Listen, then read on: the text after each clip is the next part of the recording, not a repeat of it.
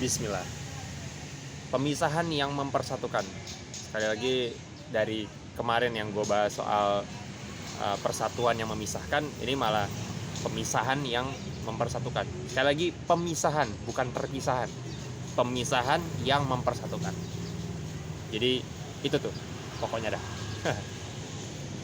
Hari ini gue ada di pelatarannya Islamic Center Nusa Tenggara Barat, atau Masjid Hizbul Watan ya kalau nggak salah namanya. Tapi kalau nama apa ya, nama dalam tanda kutip, nama kerennya adalah Islamic Center Nusa Tenggara Barat. Besar banget. Dan kalau nggak salah ini dulu katanya adalah lapangan KONI sama SMP Negeri 5 Mataram yang gedung lama. Itu informasi yang gue dengar, mungkin silahkan di cross check apa informasi gue yang gue dapetin keliru atau gimana, tapi itu yang gue dapatkan. Dan jadilah ini Islamic Center Nusa Tenggara Barat. Mungkin bahkan kalau nggak salah Pak Jokowi juga udah pernah kesini pas gubernurnya masih gubernurnya sebelumnya, Tuan Guru Bajang atau TGB ya. Masya Allah ya, keren. Dan waktu ini sempat membuat agak dakdikduk pada saat ya itu ya, gempa Lombok 2018, karena kan dia ini tinggi banget kan. Tapi alhamdulillah ternyata struktur bangunannya oke. Alhamdulillah. Ini ada di pusatnya Mataram, maksudnya bener kalau dia ada di peta atau mungkin di tengah. Bahkan kalau dari pegunungan Pusuk nggak kelihatan dari sana ya, dari pegunungan Pusuk apa, pokoknya dari perbukitan yang ada di sana itu, ini nggak kelihatan. Itu kantor pusat Bank NTB Syariah yang baru. Itu ke apa? Kelihatan ini si Islamic Center ini kelihatan. Walaupun kayak kuncup gitu, kayak bunga kalau dari jauh banget. Tapi kelihatan, berarti kan ini besar sekali kalau dari jauh, sejauh itu aja kelihatan. Wah.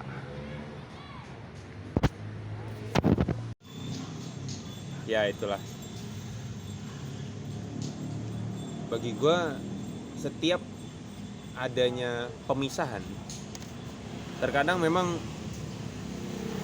kalau gue perhatikan menimbulkan gejolak sosial baru yang sifatnya itu membuat beberapa kalangan yang ada di dalam area atau lingkungan tersebut. Ini kita bicara satu skup lingkungan aja, belum bicara skup besar ya, dari lingkungan yang kecil dulu. Itu kerap kali mereka yang sebenarnya mungkin pergerakan mereka itu dianggap kurang baik, kurang sesuai. Yang ini kan juga melibatkan persepsi atau sentimen negatif juga, yang pada akhirnya kita semua jadi berpikir, wah ini kok jadi berpisah seperti itu. Tapi akhirnya gejolak yang dilakukan atau responsif yang muncul setelah itu justru adalah mereka bersatu kembali dengan taste yang berbeda, dengan strategi yang memang menyesuaikan atas regulasi itu. Gue masih nyari contoh ya. Mungkin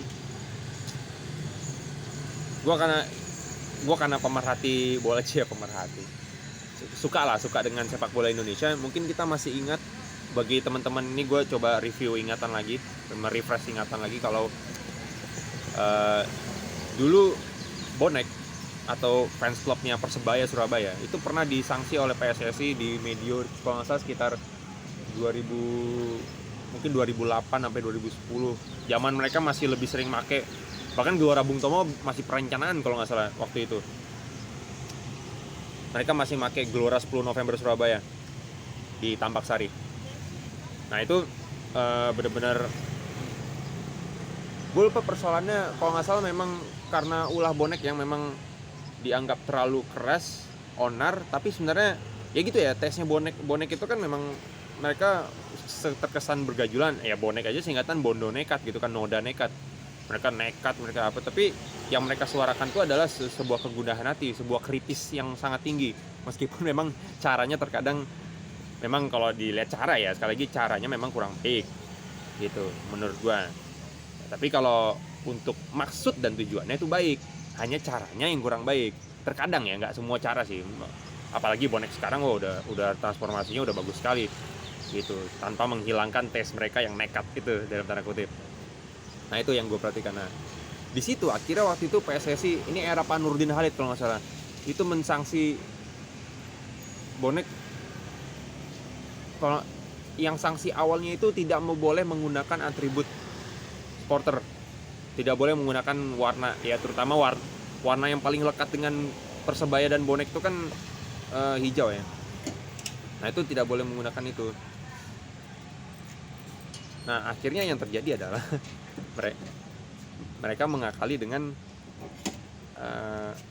tetap datang ke stadion, cuma tidak pakai atribut dan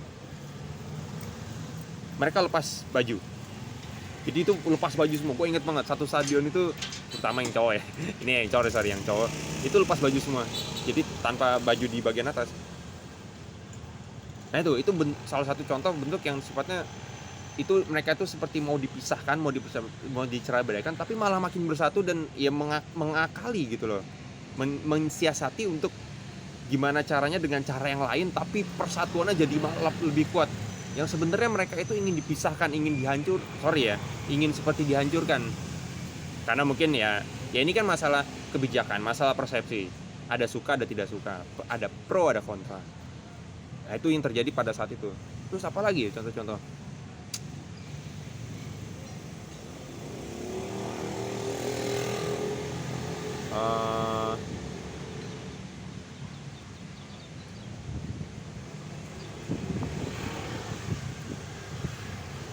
Gue ya contoh karena ya itu tadi ya, karena gue mengikuti perkembangan bola Indonesia, gue jadi suka ngelihat kalau contoh-contohnya dari sudut pandang bola, terutama bola Indonesia. Pokoknya biasanya terkait hal-hal yang sifatnya itu peraturan, terkait hal-hal yang sifatnya itu memang, oh ya gue baru ingat ini baru skup besar nih. Tadi mungkin agak kecil, skup besar juga sih kan, bonek itu besar juga ya, dia kan salah satu ini. Tapi ini ada yang lebih besar dari itu, yang saat itu cukup seksi. Belum lama kok, masih tahun masih tahun ini, sebelum lebaran apa setelah lebaran ya. Kasusnya pada saat puasa. Kasus ini merebak pada saat Ramadan, yaitu pada saat Indonesia batal batal menjadi tuan rumah Piala Dunia U20. Jadi status ketuan rumahan Indonesia dicabut oleh FIFA. Itu yang waktu itu FIFA maksudnya statementnya sih salah satunya karena kanjuruhan gitu kan, tapi ternyata masih banyak ya orang menilai juga memang yang paling berasa itu adalah faktor masalah Israel itu. Kita lihat, mungkin kita inget-inget, ini bukan soal bolanya. Kalau tadi gue ngebahas bonek, ngebahas PSSI itu kan pure sepak bola dan juga kebijakan ya, dan juga sosial dari olahraga tersebut, dalam hal ini sepak bola. Kita lihat ini kasus yang ini, walaupun main backgroundnya adalah urusan sepak bola, yang Pak Jokowi bilang aduh pusing saya ngurus bola kalau nggak salah di acara bukbernya Partai Amanat Nasional kalau nggak salah, beliau bilang kayak gitu. Itu posisinya adalah kita tahu ada dua rumpun partai politik yang boleh dibilang dua partai ini salah dua. Maksudnya dua partai yang besar di Indonesia yang selama ini tuh kayaknya nggak, seinget gue tuh tidak pernah bersatu akan koalisi politik. Gue nggak pernah, ya mungkin silakan cross check, tapi seinget gue nggak pernah bersatu dalam koalisi politik di era presiden manapun dari kedua partai ini ada. Walaupun partai yang satu lebih dulu ada, baru partai ini kalau nggak salah ya. Walaupun dulu partai yang ini itu namanya bukan ini, cuma sekarang ditambahin ada perjuangannya. Dulu namanya di tiga singkatan aja. Sekarang baru ada perjuangannya. Bersama dengan partai yang cukup lekat dengan keislaman, tapi ya mereka ya gue sih mungkin nggak bahas soal Islamnya atau apa, tapi ini partai yang cukup lekat image-nya dengan keislaman kurang lebih itu. Walaupun mereka kan juga tidak mendeklarasikan juga tidak pure untuk keislaman aja kalau yang memang gua baca lah ya, gua simak. Tapi intinya dari look para anggotanya atau apa itu mencirikan sangat islami lah. Nah, dua partai yang memang selalu berseberangan. Bismillah, gue nggak apa-apa, orang udah pada banyak tahu juga ya. Partai Demokrasi Indonesia Perjuangan atau PDI Perjuangan, PDIP, bersama Partai Keadilan Sejahtera atau PKS, yang dalam kondisi politik apapun ya mereka ya biasa lah. Demokrasi politik itu kan ada check and balance kan, ada koalisi, ada oposisi. Kadang PDIP yang jadi koalisi, kayak sekarang ya, di era sekarang kan PDIP adalah koalisi utama, apalagi presiden kita saat ini kan orang PDIP kan, dengan Partai Keadilan Sejahtera yang saat ini jadi oposisi. Kalau nggak salah satu-satunya oposisi yang bertahan dari pasca kontestasi politik 2019. Itu yang ya itu tadi biasanya memang pro kontra, maksudnya memang check and balance tadi yang gue sebutkan soal demokrasi tadi. Karena masalah Israel ini jadinya mereka satu suara, jadi dua gini jadi satu nih. Masya Allah, keren loh. Jadi itu adalah bentuk pemisahan yang udah status tuan rumah Indonesia dicabut. Udah Indonesia mendingan ngurus dulu bolanya atau sistem politiknya atau gimana. Karena kan juga terkait masalah Israel, penolakan Israel itu juga terkait ada undang-undang yang memang sudah diatur. Gitu, dan kepala daerah harus mengikuti undang-undang itu. Kayak gitu deh. Ini juga masalah ada regulasi, ada law itu hukum ya. Ada hukum yang memang harus dibahas. Gue kayaknya nggak terlalu expert di bidang ini gitu untuk ngebahas itu secara mendalam. Gue kan memang hanya berdiskusi dan berkomentar aja ya, sesuai dengan porsi gue lah. Walaupun kadang agak lewat dikit sih. Biasalah, kan namanya juga grassroots tapi di permukaan ya. Nah itu posisinya bisa gitu, maksudnya dari pemisahan itu sepak bola kita terancam loh. Sepak bola kita waktu itu, ini gue deg-degan, semua, nggak cuma gue, bahkan orang yang nggak begitu interest ke bola aja, contoh bokap gue pun juga ada deg-degan, ini gimana ya status Indonesia di mata dunia gitu loh. Walaupun alhamdulillahnya ya Allah kasih kemudahan, dari kesulitan jadi kemudahan, malah kita dapat rezeki baru, yaitu karena Peru memundurkan diri, akhirnya status tuan rumah Piala Dunia U17 akhirnya diberikan kepada Indonesia, yang memang secara dari venue, facility, dan juga governance dan lain sebagainya itu udah lebih siap sebenarnya. Gitu. Jadi daripada nyari yang gimana, udah si Indonesia aja. Itu toh juga ada alasan yang paling simpelnya adalah Israelnya nggak ada kan di yang U17 ini. Itu jadi dari yang memang dipisahkan gitu, ada pemisahan di situ, jadi ada yang bersatu loh. Walaupun banyak yang sekian banyak orang jadi wah carut marut apa, dan ada yang bersatu. Nah tapi ada dua kubu yang sebenarnya tuh terlihat ini nggak apa ya, itu tadi memang image itu selalu berseberangan tapi jadi bersatu ini bukan mereka jadi duduk bareng, tapi minimal mereka punya satu suara lah gitu akan hal ini, dengan background image yang memang image dari alasan mereka bisa punya satu suara itu memang ada dua maksud, tapi intinya tuh mengkerucutnya sama. Yang satu memang bermaksud mereka pro Palestina, partai yang satu itu yang digaungkan adalah Palestinanya, lebih ke Palestinanya gitu, solidarity of Palestine. Tapi yang pihak yang satu lagi itu memang menggaungkannya adalah soal Bung Karno gitu, yang memang akhirnya ujungnya sama gitu, ujung pengerucutan persoalan dimensinya itu sama gitu. Karena yang satu kan bahkan belum lama partai yang satu ini mengadakan bulan Bung Karno di Stadion Gelora Bung Karno. Jadi kan memang ini partai sangat mencirikan Bung Karno sekali, walaupun ini bukan gue yang mengkritik, tapi gue sebut aja pada saat pidato kebangsaan Prabowo Sandi di JCC waktu itu, JCC Senayan.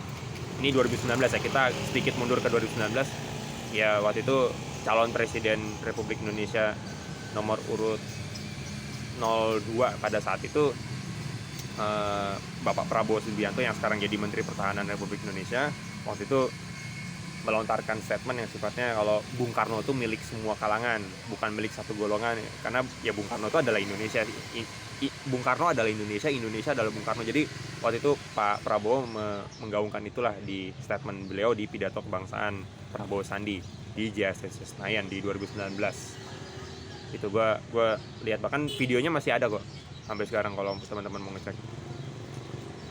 Nah itu jadi, tapi kan posisinya salah satu partai ini dianggap itu terlalu Bung Karno banget, jadi seakan-akan Bung Karno punya dia itu ya tapi it's okay lah, itu kan siapapun berhak merasakan kalau Bung Karno itu adalah inspirator. Itu Bung Karno adalah apa ya, adalah sosok lah gitu. Mungkin saking sayangnya jadi merasa memiliki, ya sebenarnya it's okay, bukan sesuatu yang memang terlalu diinikan. Dalam hati gue, anjir gue deg-degan ngomongin gini. sorry kelihatan banget si Malvin jari aman nih. Gak apa-apa, karena memang bagaimanapun kita membuat keruh ya harus membersihkan. Jangan membuat keruh, jangan membuang sampah tapi kita nggak bersihin sampah itu kan. Itu yang kita posisinya juga harus berpikir soal masalah kita bisa berbebas dalam berpendapat, tapi juga memberikan konklusi lah, berusaha ya. Masalah diterima atau enggak itu mah sudah masuk ke penilaian dan persepsi, itu suka atau tidak suka ya, dimanapun lah ini dalam segala dimensi kehidupan. Itu jadi inilah bentuk pemisahan yang akhirnya malah mempersatukan. Inilah yang memang gue pribadi itu belum nemu gimana tengah-tengah antara persatuan yang memisahkan dengan pemisahan yang mempersatukan gitu loh. Itu gue belum nemu klik tengahnya, karena sebenarnya Indonesia itu ya harus ada di tengah-tengah itu. Dari esensi geografis Indonesia itu ada di tengah, kurang lebih ya, hampir ada di tengah dunia. Jadi Indonesia itu sentral. Kedua, memang dari satu bangsa Indonesia ini saja sudah beragam. Makanya sebenarnya menurut gue percontohan dari esensi pemersatuan yang memisahkan atau perpisahan yang mempersatukan, sebenarnya representasi dunia untuk urusan ini sebenarnya adalah Indonesia. Dari manusianya, dari sumber daya alamnya, dari keilmuannya, dari kelebihan dan kekurangannya, apa yang ada, apa yang nggak ada, itu tempat yang paling pas untuk mengolah dan juga menjadikan sebuah produk yang baik itu ya.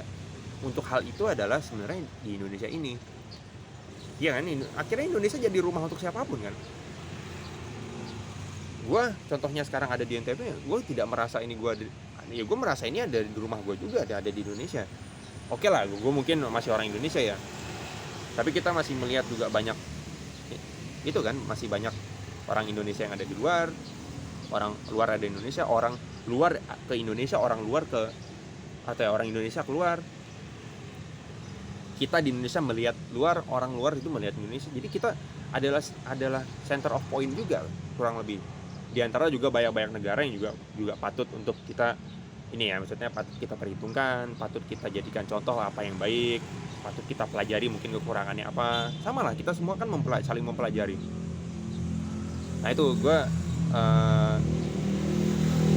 mengambil refleksi lah pagi ini. Tadi gue ke pasar, ke Betais juga ya, itu gue berpikir lagi ini konklusi apa yang sebenarnya ya, sekali lagi ya, kita ini siapa dan lain sebagainya itu bukan soal juga sebenarnya.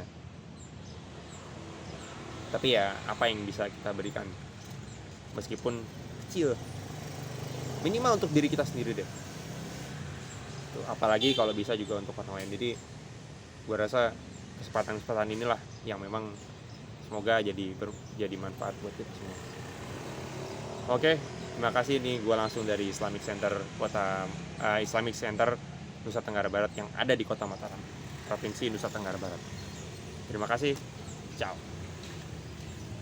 Alhamdulillah.